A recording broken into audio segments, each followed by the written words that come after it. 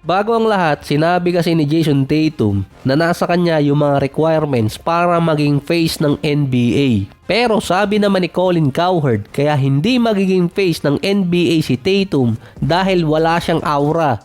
Ipikit mo lang yung mata mo at isipin mo sina Kobe, MJ, Magic, mapapangiti ka. Na kapag kay Tatum ginawa yun, walang maiisip, parang blanco lang. Pero ipikit mo ulit yung mata mo at isipin mo si Bronny, mapapangiti yung iba doon. Kaya in short, si Bronny ang next face ng NBA. Buti nga tawagin pang Bronny kaysa Mila Witt.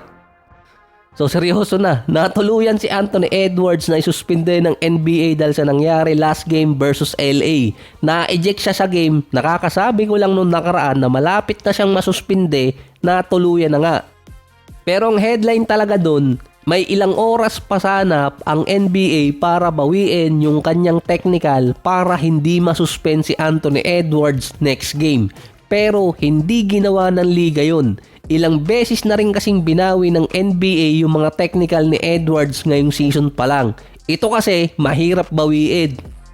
Dahil ibinato ni Anthony Edwards yung bola sa crowd. Kapag ginawa ng NBA na binawi nila yung technical, siguradong merong magrereklamo, either fans or ibang teams or kaya ibang player na sasabihin merong pinapaboran. Pero kahit hindi bawiin ng NBA yun, nirereklamo pa rin yung mga official nila. Pwede pang mamultahan si Anthony Edwards dahil may rule sa NBA or nasa rulebook nila na hindi nila pwedeng ibato ang bola sa mga fans. Ibinato kasi ni Edwards yun or sabihin natin inihagis niya yung bola sa crowd. Ang naalala ko dati, si Kevin Durant, naibata niya yung bola sa mga stand, pinagmulta agad siya ng $25,000.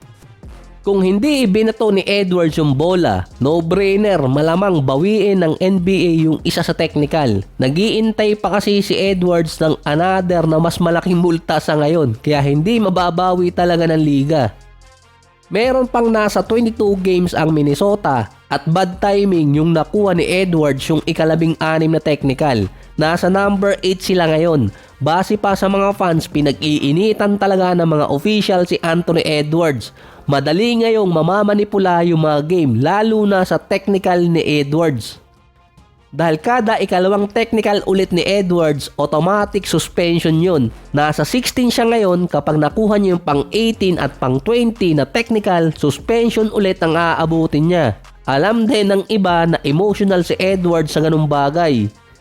Si Edwards din yung natatanda kong player na nasuspende sa unang game ng regular season dahil nakuha niya yung technical at yung penalty nung nakaraang playoffs pa. Ang Golden State Warriors naman, ang team na may longest winning streak sa West ngayon, puwera usog, nasa 5 after yan ang 56-point game ni Steph versus Orlando Magic, 12 3-point shot pa siya. Dati si Steph merong average na 22 points, 4 rebounds, 6 assists, nasa 43 and 38% mula October until trade deadline noong February.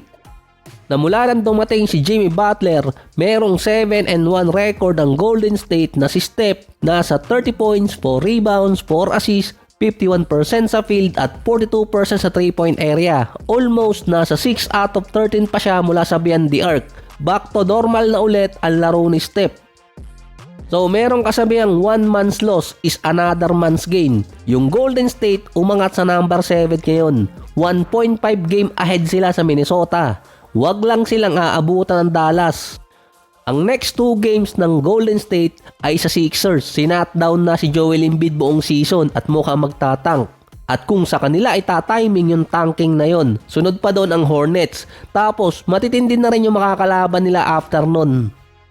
Ang nasa taas ng Golden State yung dalawang LA team. So magtutulungan yung mag-BFF. Dahil manalo lang ng isa ang Lakers kontra sa Clippers at dalawa naman ang makuha ng Golden State sa next 2 games nila, angat ang Warriors sa number 6 at didikit pa sila sa number 5. Ito kasi yung nakakalimutan kong banggitin noong nakaraan na ang Rockets ang merong pinakamagandang posisyon ngayon sa tiebreaker. Pero tagilid sila kapag ang nakatabla nila Golden State. Alanganin sila doon. Nasa Warriors kasi yung series. Ngayon biglang umangat at nakikipag-agawan pa sa top 6.